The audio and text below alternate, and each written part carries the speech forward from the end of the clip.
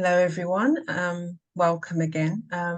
Today we'll be speaking to Victoria Turner, who's another of our authors from Deconstructing Whiteness, Empire and Mission. So welcome, Victoria. Hi, thank you. So could you introduce yourself, please?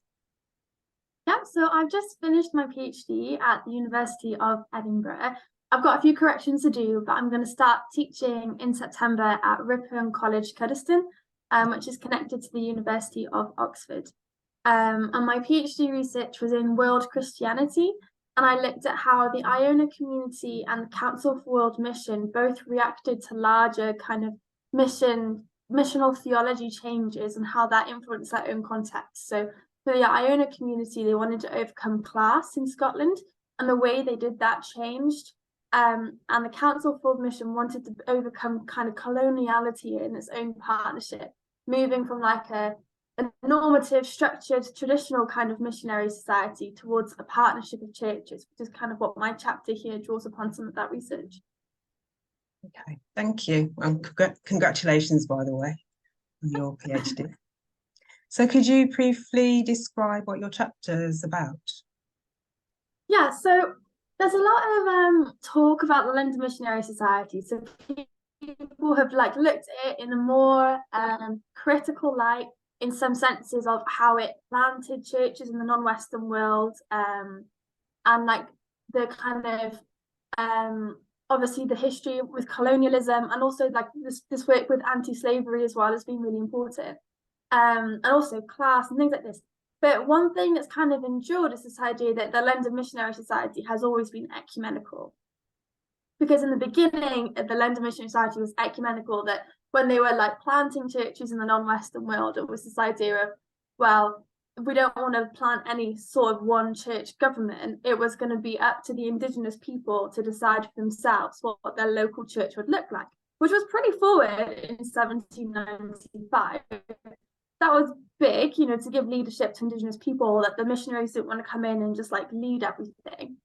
But research has shown that in practice, like that didn't really work. We know that when like white missionaries went over with all of their education and their theology, that they didn't really like leave it up to indigenous people to decide exactly how they wanted their church to look.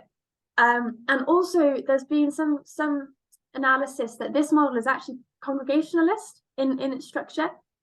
So the idea that individual churches, like the individual church having like the biggest hierarchy of leadership, is congregational in tradition.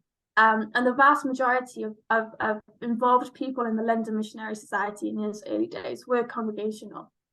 So that's like this first idea of it being ecumenical. Actually, it wasn't quite ecumenical. It was congregational, really, in polity.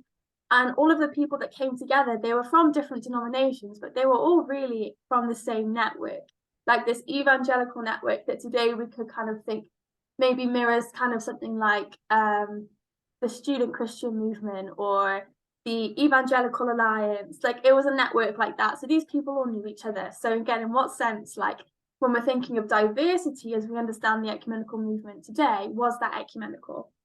And then finally, it didn't mirror like, so if we think of ecumenism as like bringing churches together in church unions, it didn't want to do that. So the whole kind of branch that it came from, so the evangelical revival movement, just wanted to kind of reimburse kind of Christianity in everyone. It didn't want to kind of change that there were different churches or different structures, but kind of the same as the way Edinburgh 1910, the Missionary Conference, didn't want to talk about unions because that would have upset the Anglo-Catholics. This just saw division as something annoying, so we're just going to pretend like they don't exist. We don't actually want to invest in those boring conversations to fix them, but we're just going to kind of do our own thing over here. So kind of that's my first issue with the idea of ecumenical. And then kind of the London Missionary Society changed and it did become congregational, and this is when the Congregational Union became a church. And that was pretty important for allowing the Missionary Society to change. So this is when the name changed to the Congregational Council for World Mission.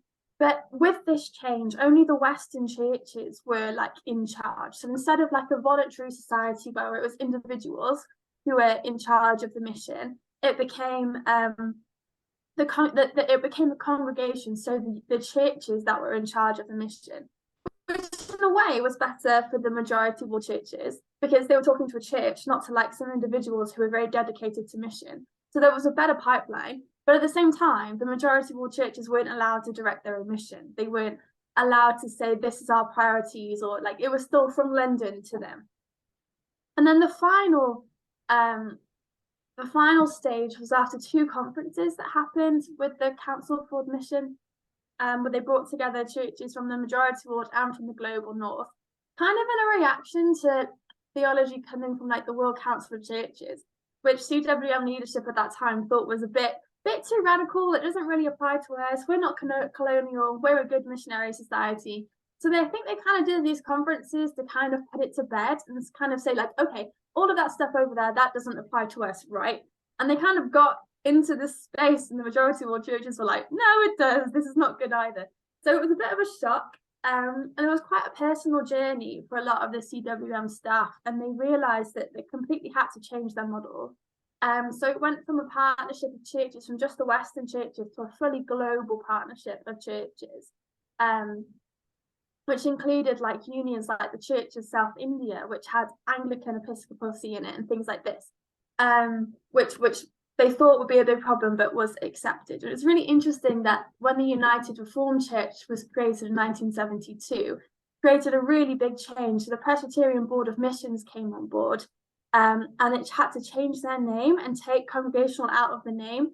But then already, like in 1947, I think the Church of South India came on board and had like Anglican episcopacy, and nothing happened. It was like, oh, well, that's going to be tricky. I don't know how we're going to relate to all of the different missionary societies involved in that, but not the kind of same change happened as when this British Union changed. So I guess my chapter is kind of wondering, like, if we're calling all of these different models ecumenical, what's ecumenical, and like which one is good? And they're not the same, so how are they the same thing? And in conclusion, I'm believing that it's easier for British churches and white people to say that it's ecumenical. It like makes us feel good. I think especially in the United Reformed Church, where we are an ecumenical church, kind of looking at this legacy and saying, well, they always had the best intentions because they were ecumenical. Actually, that kind of dissolves kind of a lot of responsibility.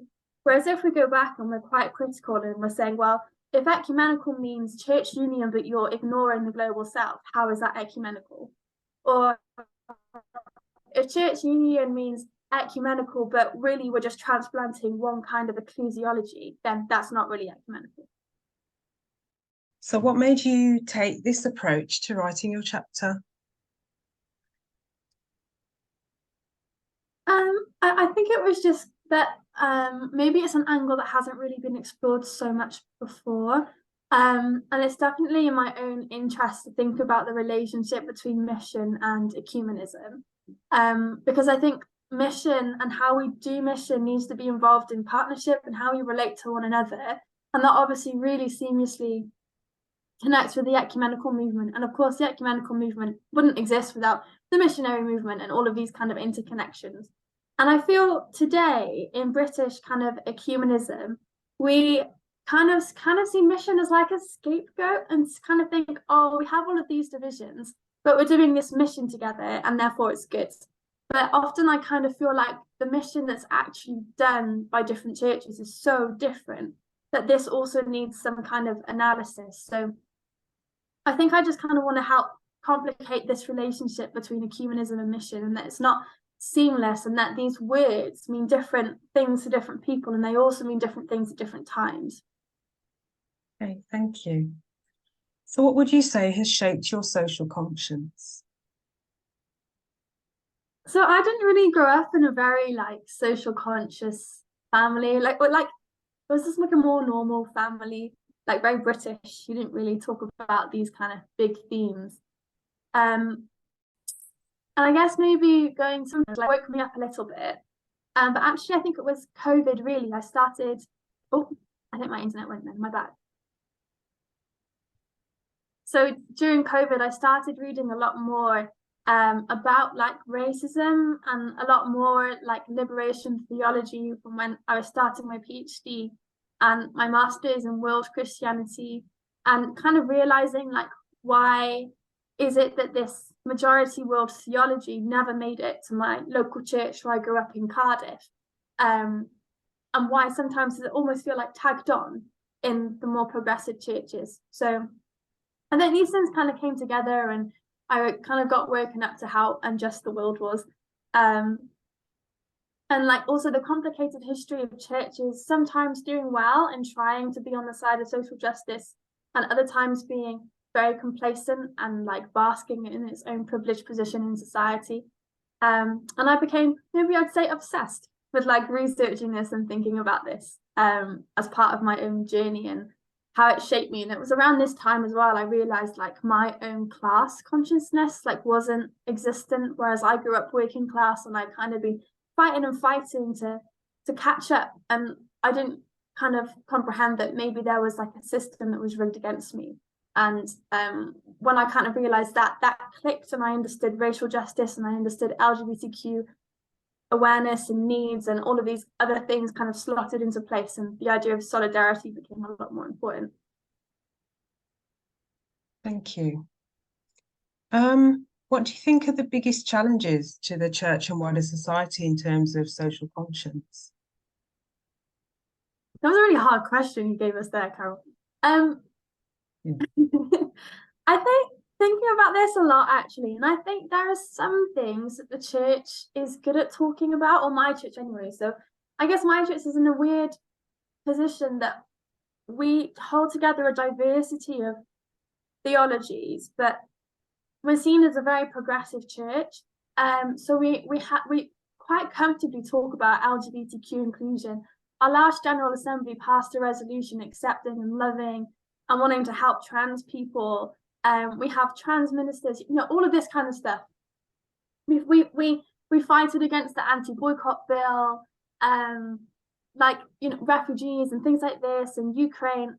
The normal things I think we can talk about, but when it gets to the bigger issues of structural injustice, things like capitalism and how like the economy works and how it's biased against different countries, about like topics like Palestine, which is so controversial with like Christian Zionism and trying to support Israel and not wanting to be anti-Semitic and border deputies and all of these things. I think the church can often be quite uncomfortable, and it almost raising these larger issues is very unpopular. Like legacies of slavery, for instance, the idea of like our own guilt. We've not kind of come to terms with that. So I think a really good analogy for this is like the ideas of like pinkwashing or homo nationalism, when kind of there's still this colonial model of, well, we in Britain, like we accept LGBTQ people and other countries around the world don't. And there's still this like superiority complex. Whereas if you ask LGBTQ people in the UK, what's it like to live here? It's not great, but kind of our media is talking about how we are so ahead of the game and all of these kind of things, when actually like we're still pillaging resources from the global south. There's still this capitalist inequality. There's so many more complications, but I think surface level things and things that we're comfortable with, the church is quite happy to talk about, but getting deeper into like capitalism and how we're investing in this capitalist structure and how the church is surviving and thriving from this system, we don't really want to talk about that very much. Thank you. So finally, what do you hope people will take from reading your chapter? I hope so there's a lot of literature about the ecumenical winter and how kind of ecumenism is static and young people aren't being involved and there's no energy or movement.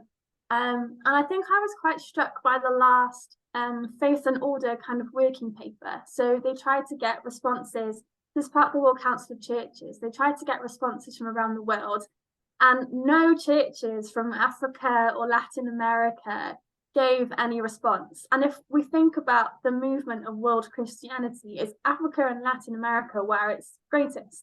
So that makes absolutely no sense. So and I was just really struck, and they were like, that's a problem, we should work on that. And I was like, that's a travesty.